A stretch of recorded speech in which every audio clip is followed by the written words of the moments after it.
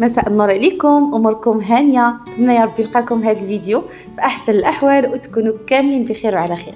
اليوم ان شاء الله جيت نشارك معكم الرايب ديال القرعه، شي حاجه خطيره بطريقتي زوين بزاف بزاف بزاف، غادي يعجبكم. طريقه معتمده عندي مني كنت كنقرا، واعره بزاف وغادي تصدق لكم مليون في المية. اي وحده جربتها الا وغتصدق ليها، غير تبعوا الفيديو غادي يعجبكم بزاف. منا كنتشهاو هذا الرايب ديال القرعه، ولكن فاش كتشريه ما كتعرفيه لا باش مصوب لا باش نقاد. ان شاء الله في هذا الفيديو غادي تعجبكم الطريقه، وغادي نعطيكم اقتراحات ان شاء الله للسحور غادي يعجبكم بزاف بزاف. ما تنساونيش من لي لايك ديالكم ومن لي كومونتير ديالكم كيحفزوني. لي لايك غيطلعوا الفيديو، والا كنتو جداد فمرحبا بكم في القناه. ونبداو بسم الله. للمقادير عندي اطروت الماء، اطرو ديال الحليب، واحد دانون فاني يكون نوع ديال اصيل، وعندي واحد الخنيشه ديال النيدو، هذه راه دايره 7 دراهم. كان عندكم نيدو الكبير ديال الحك عوضوها ب5 المعالق كبار ديال النيدو. وعندي واحد الكاس ديال لاروب، كاس لاروب ديال سنيده، كاس لاروب بالضبط. ما تزيدوش كاس، ما ديروش كاس كبير والا غادي يجيكم حلو بزاف. هنا غادي نجيب هذاك الاطرو ديال الماء وغادي نديرو في الكاسرونه هو وسنيده، ونديرهم فوق البوطه ونخليهم حتى يغلى. محتاجه ان الماء يغلى مزيان وتذوب ديك سنيده، حركوها مزيان باش تذوب.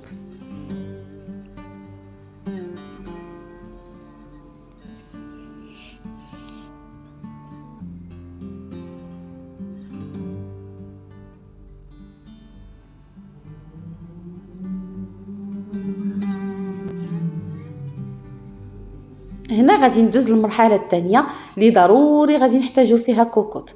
غادي نديرو فيها اطرو ديال الحليب بارد من الباكيه ديالو، وغادي نزيد عليها هذاك الساشي ديال نيدو،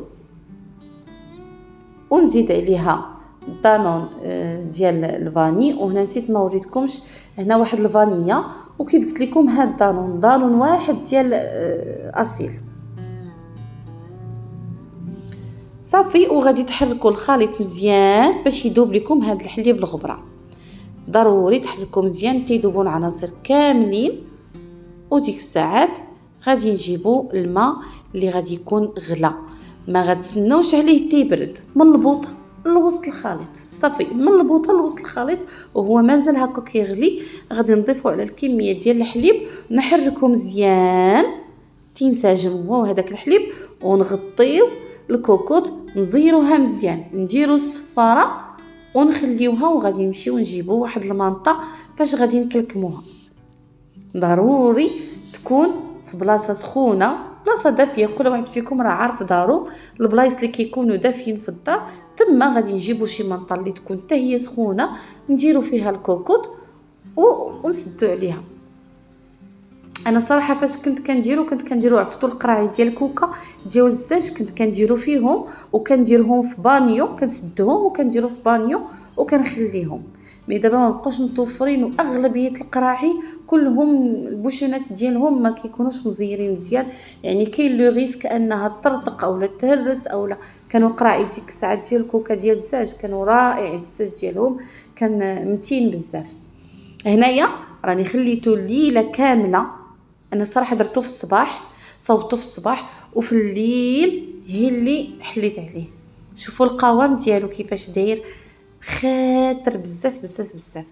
كنحركوه مزيان، تخافوا والو ما غيطرى ليه حتى شي حاجه، غير باش يتحيدوا داك التكتلات اللي فيه.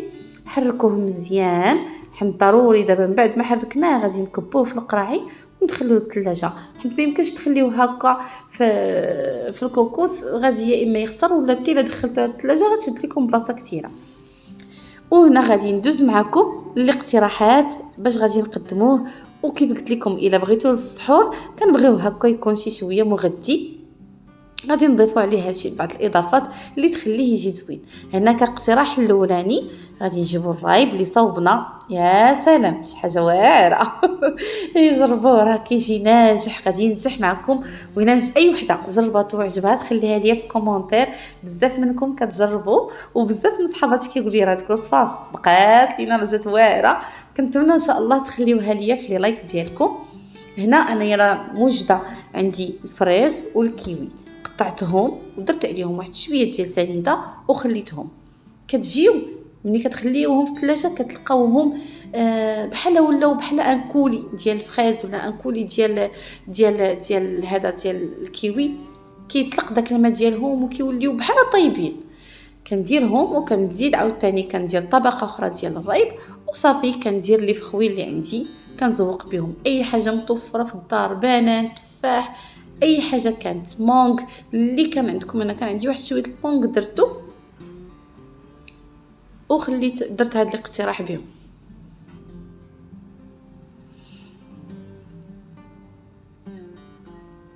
هنا بغيت نوريكم هادو بذور شيا، انا كناخذهم بزاف، كنديرهم بزاف في دانون زوينين. اللي كيعاني شي مشكل ديال الهضم ولا شي حاجه، هادو زوينين بزاف. تلقاوهم عند اي واحد كيبيع هادشي ديال الحلاوي وديال الحلويات، المستلزمات ديال الحلويات، ولا عند شي عطار كتقول لي بغيتي بذور شيا وكيعطيهم لك. وهنا غادي ندوز معكم الاقتراح الثاني. هذا طب، هذا اعز ما عندي انا، هو هذا الريب بالرز. كتشدوا واحد الكميه ديال الرز كتسلقوها وكتضيفوا عليها الريب، كتسلقيها غير هكا في ميها وشويه الملحه. انا كنسلق واحد الكميه كنديرها في الثلاجه اللي غتقدني سيمانه.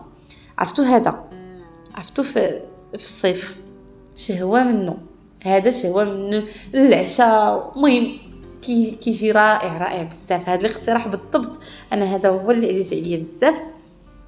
صافي كتخلطوا معاه الرايب، ولا بغيتوه بحال هكا ديروا عليه شي شويه ديال الزاز كيف كنقولوا يجي مغذي اكثر.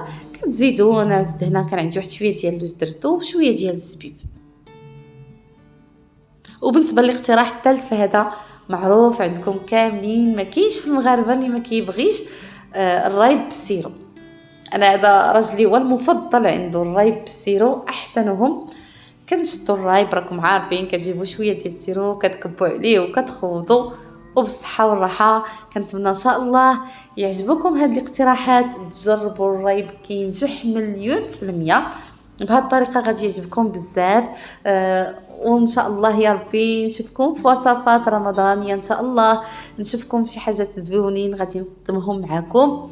نتمنى ان شاء الله يعجبكم هذا الفيديو، وإلا عجبكم كنتمناكم تخليوا لي دي لايك ودي كومونتير يشجعوني. واي واحد عجبو المحتوى ديال القناه، عجبوه الوصفات، جربوهم ولقاوهم ناجحين، فكنتمنى يلتحق بالقناه ويشجعني. بسلام عليكم.